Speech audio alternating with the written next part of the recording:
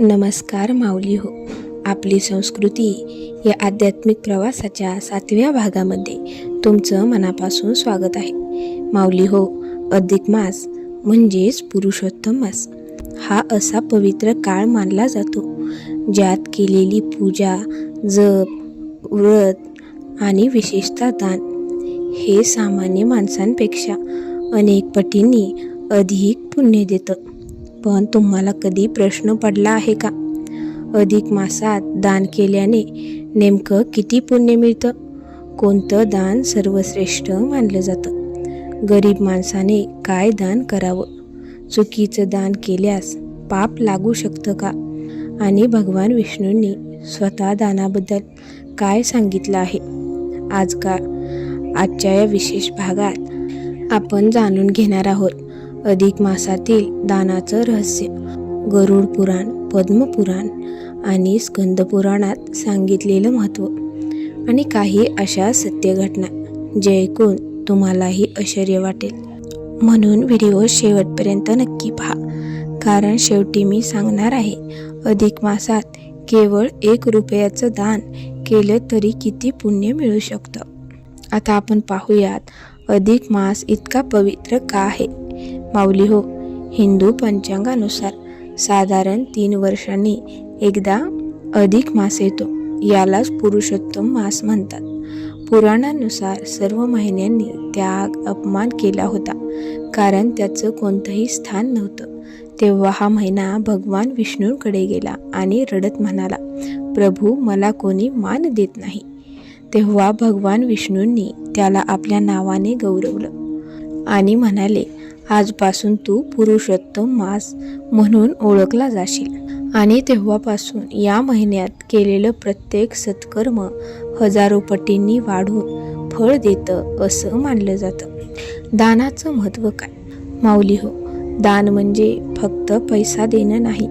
दान म्हणजे स्वतःच्या कमाईतला काही भाग निस्वार्थ भावनेने दुसऱ्याच्या कल्याणासाठी देणं. गरुड पुराणात सांगितलं आहे, दानामुळे पाप नष्ट होतात, मन शुद्ध होतं आणि मृत्यूनंतरही आत्म्याला चांगली गती मिळते. आज अनेक लोक मंदिरात लाखो रुपये टाकतात, पण मनात अहंकार ठेवतात. असं दान पुण्य देत नाही. भगवान श्रीकृष्णांनी गीतेत सांगितलं आहे, जे दान योग्य व्यक्तीला योग्य वेळी कोणतीही अपेक्षा न ठेवता दिलं जातं तेच सात्विक दान आहे. अधिक मासात दान केल्याने किती पुण्य मिळतं? माऊली हो, पुराणांमध्ये असं वर्णन आहे की सामान्य दिवशी केलेलं दान जितकं पुण्य देतं त्यापेक्षा अनेक पटीने जास्त पुण्य अधिक मासात मिळतं. काही ग्रंथांमध्ये तर लिहिलं आहे, या महिन्यात केलेलं एक छोटेसं दानही अनेक माणसाचं पाप, अनेक जन्माचं पाप नष्ट करू शकतं.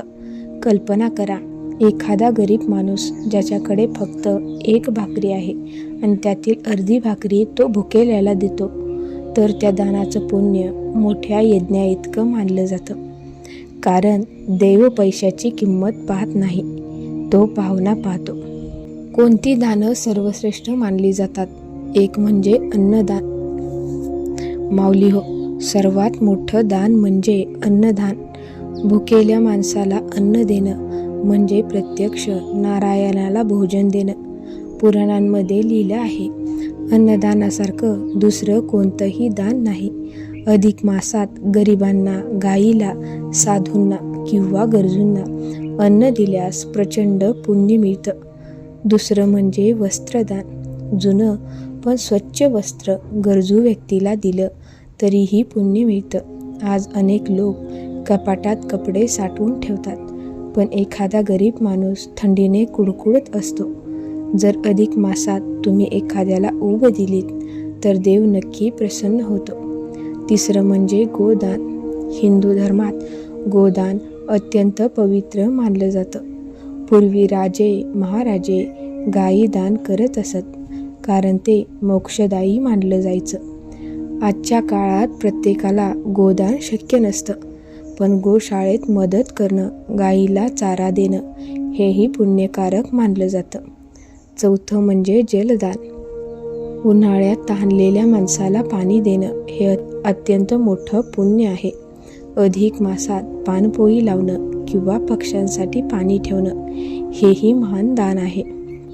आता गरीब माणसाने नक्की काय दान करावं? माऊली हो, अनेक लोक म्हणतात आमच्याकडे पैसे नाहीत, मग आम्ही काय दान करायचं? पण लक्षात ठेवा, दान फक्त पैशाचं नसतं. एखाद्याला प्रेमाने पाणी देणं, भुकेल्याला अर्धी पोळी देणं, वृद्धांना मदत करणं, पक्ष्यांना दाणे टाकणं, एखाद्याला चांगले शब्द बोलणं हे सुद्धा दानच आहे. भगवान भावना पाहतात, रक्कम नाही. चुकीचं दान केल्यास काय होतं? माऊली हो, दान करताना काही चुका टाळायला हव्यात. अहंकाराने दान करू नका. दुसऱ्याला कमी लेखून दान करू नका. चोरीच्या पैशातून दान करू नका. फक्त प्रसिद्धीसाठी दान करू नका. असं दान पुण्य कमी करतं. दान करताना मनात नम्रता हवी. आता आपण एक कथा पाहूयात. एका गावात एक अत्यंत गरीब वृद्ध स्त्री राहत होती. अधिक मास सुरू होता. सगळे लोक मोठमोठी दानं करत होती, पण त्या वृद्धेकडे काहीच नव्हतं. तिच्याकडे फक्त 2 भाकऱ्या होत्या. तेवढ्यात एक भुकेला साधू तिच्या घरात आला. ती स्वतः उपाशी राहिली, पण तिने 1 भाकरी त्या साधूला दिली. त्या रात्री तिला स्वप्नात भगवान विष्णू दिसले आणि म्हणाले, माते, तू आज मला भोजन दिलंस. माऊली हो, ती वृद्ध स्त्री गरीब होती, पण तिचं मन श्रीमंत होतं आणि देवाला तेच प्रिय असतं. पण अधिक मासात कोणत्या दिवशी दान करावं? एक म्हणजे एकादशी, दुसरं म्हणजे अमावस्या, तिसरं म्हणजे पौर्णिमा, चौथं म्हणजे गुरुवार, 5वं म्हणजे संध्याकाळी दीपदानानंतर, 6वं म्हणजे मंदिरात पूजा केल्यानंतर. या दिवशी दान करणं विशेष शुभ मानलं जातं. आता आपण पाहूयात की दीपदानाचं महत्त्व काय आहे. अधिक मासात मंदिरात, तुळशीसमोर किंवा देवघरात दीपदान केल्यास घरातील नकारात्मकता दूर होते असं मानलं जातं. दीप म्हणजे प्रकाश आणि प्रकाश म्हणजे ज्ञान. पण अधिक मासात काय दान करू नये? काही गोष्टी दान करताना सावध राहावं. तुटलेल्या वस्तू, खराब अन्न, अपमान करून दिलेले दान, खोट्या हेतूने दिलेले दान देव भावना पाहतो. म्हणून शुद्ध मनाने दान करा. आधुनिक काळात दान कसं करावं? आजच्या काळात अनाथाश्रमात मदत करा. गरीब मुलांना पुस्तके द्या. रुग्णांना औषध मदत करा. वृद्धाश्रमात अन्नदान करा. पक्ष्यांसाठी पाणी ठेवा. झाडे लावा. हे सर्व ही पुण्यकारक कार्य आहे. माऊली हो, या जगातून जाताना आपल्यासोबत पैसा जात नाही, संपत्ती जात नाही. सोबत जातात ती फक्त आपली कर्म. अधिक मास हा देवाने दिलेला एक सुवर्ण काळ आहे. या महिन्यात केलेलं छोटेसं दानही मोठं पुण्य देऊ शकतं. म्हणून शक्य असेल तसं दान करा, पण मनापासून करा. जर हा व्हिडिओ तुम्हाला आवडला असेल तर व्हिडिओला लाईक करा, चॅनल सबस्क्राईब करा आणि कमेंटमध्ये नक्की लिहा, जय श्री विष्णू. पुन्हा भेटू आपली संस्कृतीच्या आणखी एका आध्यात्मिक प्रवासात. तोपर्यंत श्रीकृष्णार्पणमस्तु.